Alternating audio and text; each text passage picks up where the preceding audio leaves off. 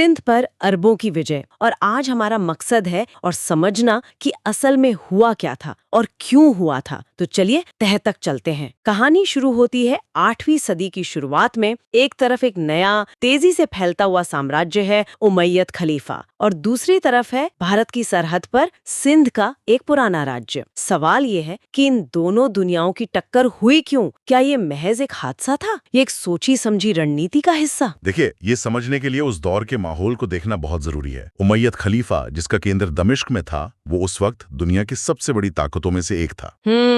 वो स्पेन से लेकर मध्य एशिया तक अपना साम्राज्य फैला चुके थे और उनकी नजर अब पूरब की तरफ थी। उनके लिए भारत सोने, चांदी और मसालों की जमीन थी, एक ऐसी जगह जहां व्यापार की बड़ी संभावनाएं थी। और सिंध में उस वक्त क्या हो रहा था? राजा दाहिर का राज था, है ना? उनकी सल्तनत कैसी थी? क्या वो इस ताकतवर दुश्मन का सामना करने के लिए तैयार थे? बिल्कुल नहीं। राजा दाहिर एक ब्राह्मण राजा थे। अपने पिता चाच के बाद उन्होंने ही राज संभाला था। ओके। लेकिन उनका राज्य अंदर से बहुत कमजोर था। समाज कह सकते हैं बुलेरी तरह बटा हुआ था, खासकर हिंदुओं और बौद्ध आबादी के बीच। अच्छा। हाँ, कई बौद्धों को लगता था कि ब्राह्मण शासकों के हाथ में उनके साथ भेदभाव होता है, और ये कोई छोटी मोटी दरार नहीं थी, बल्कि एक गहरी खाई थी। और इसी अंदरूनी लड़ाई का हमला करने वालों ने आगे चलकर पूरा फायदा उठाया। अच्छा, तो मतलब मैदान पहले से ही तैयार था। एक तरफ एक बढ़ता हुआ साम्राज्य और दूसरी तरफ एक अंदर से कमजोर राज्य। अब बस एक चिंगारी की जरूरत थी। वो आखिरी वजह क्या बनी जिसने इस हमले को हरी झंडी दे दी? वो चिंगारी थी एक समुद्री डकैती की घटना। हुआ ये कि देबिल के बंदरगाह के पास, जो आज के कराची के नजदीक है, कुछ समुद्री लुटेरों ने एक अरबी जहाज को लूट लिया।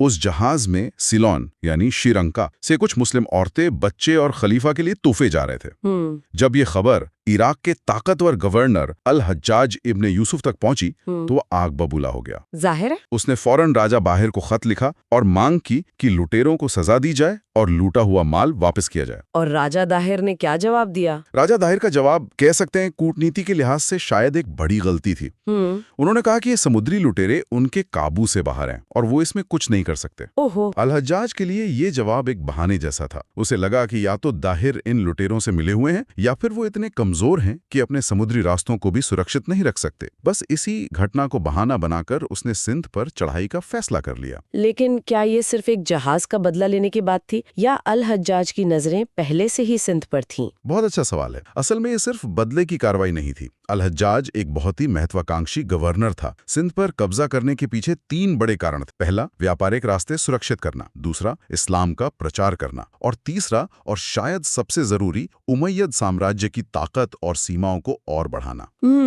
और ये भी याद रखना जरूरी है कि ये उनकी पहली कोशिश नहीं थी। इससे पहले 708 और 710 में 2 बार अरब सेनाएं सिंध पर हमला कर चुकी थीं, लेकिन दोनों बार उन्हें हार का मुंह देखना पड़ा था। तो मतलब इस बार वो कोई कसर नहीं छोड़ना चाहते थे? बिल्कुल। इस बार अल हज्जाज ने ये जिम्मेदारी अपने भतीजे और दामाद मोहम्मद इब्न अल कासिम को सौंपी। और यहाँ एक बहुत हैरान करने वाली बात है। क्या?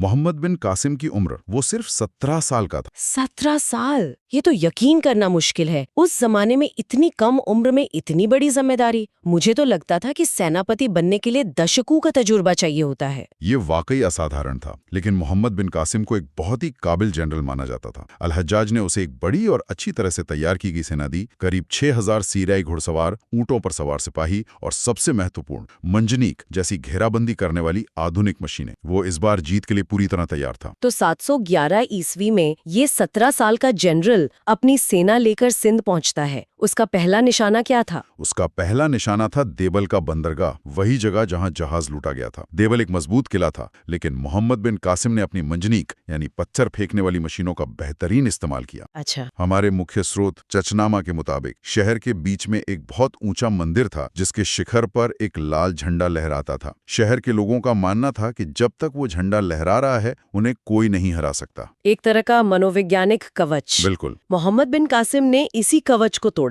उसने अपनी मंजनीक से सीधा उसी झंडे पर निशाना साधा और उसे गिरा दिया। झंडे के गिरते ही शहर के लोगों की हिम्मत टूट गई और उन्होंने दरवाजे खोल दिए। देबिल पर अरबों का कब्जा हो गया। तो देबिल का किला तो गिर गया, लेकिन ये तो सिर्फ पहला कदम था। उसके सामने अगली चुनौती क्या थी? अगली चुनौती थी नेरुन शहर, जो आज के हैदराबाद के पास है। नेरुन में उसे बिना लड़े ही जीत मिल गई। बिना लड़े? कैसे? जैसा कि हमने पहले बात की थी, सिंध में बौद्ध आबादी हिंदू शासकों से नाखुश थी। निरुण के बौद्ध गवर्नर ने मोहम्मद बिन कासिम से संपर्क किया और शहर को शांति से उसके हवाले कर दिया। उन्होंने अरब सेना को रसद और जरूरी मदद भी मुहैया कराई। तो राजा दाहिर की अंदरूनी कमजोरी अब खुलकर सामने आने लगी थी। ये देख के दाहिर ने क्या किया? राजा दाहिर अब समझ चुके थे कि ये कोई छोटा मोटा हमला नहीं है। उन्होंने अपनी पूरी ताकत इकट्ठा की और सिंधु नदी के पूर्वी किनारे पर राव नाम की जगह पर मोर्चाबंदी कर ली। 712 ईस्वी में इतिहास की सबसे निर्णायक लड़ाइयों में से एक रावर का युद्ध शुरू हुआ।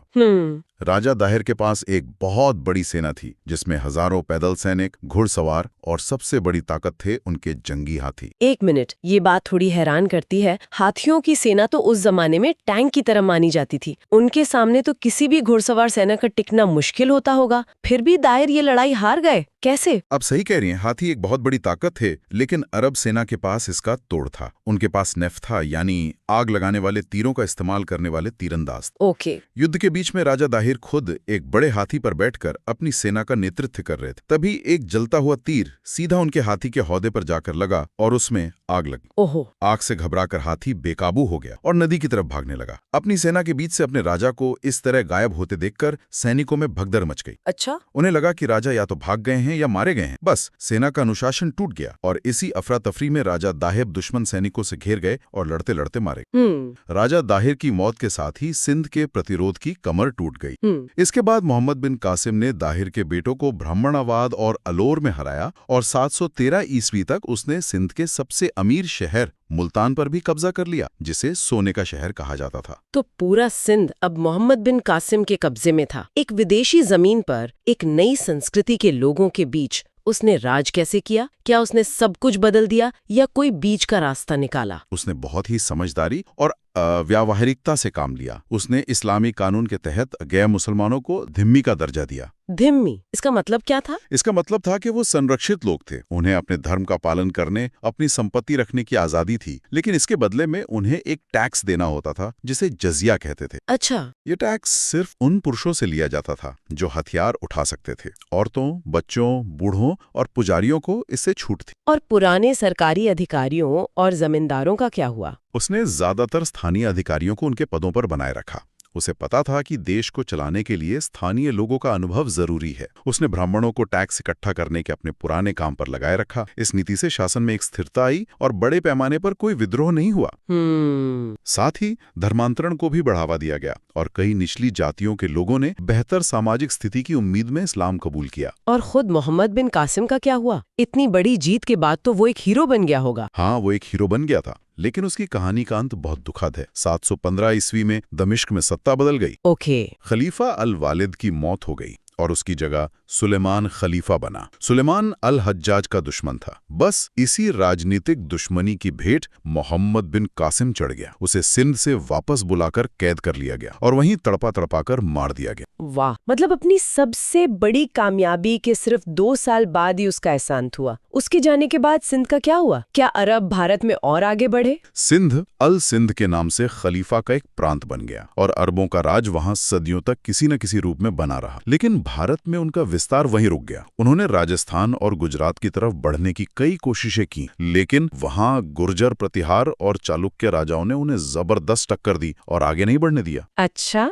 इसके बाद लगभग 300 साल तक भारत पर कोई बड़ा इस्लामी आक्रमण नहीं हुआ। सीधा 11वीं सदी में महमूद गजनवी के हमले हुए। तो अब इन सब का मतलब निकालते हैं। इस पूरी घटना का भारतीय इतिहास पर आखिरकार असर क्या पड़ा? कुछ इतिहासकार तो इसे बिना नतीजों वाली जीत कहते हैं। क्या ये सच है? ये एक बहुत बड़ी बहस है। जो लोग इसे बिना नतीजों वाली जीत कहते हैं, उनका तर्क है कि क्योंकि अरब सिंध से आगे नहीं बढ़ पाए और सिंध बाकी भारत से कटा रहा, इसलिए इसका भारत की मुख्य धारा की राजनीति पर कोई खास असर नहीं पड़ा। ये एक किनारे पर हुई घटना बनकर रह गई। और इस बहस में दूसरा पक्ष क्या कहता है? दूसरा पक्ष मानता है कि इसका असर बहुत गहरा और दूर तक जाने वाला। भले ही इसका राजनीतिक असर तुरंत पूरे भारत पर ना पड़ा हो, लेकिन इसने पहली बार भारत और इस्लामी दुनिया को सीधे संपर्क में ला दिया। सिंध बाबुल इस्लाम यानी इस्लाम का दरवाजा बन गया।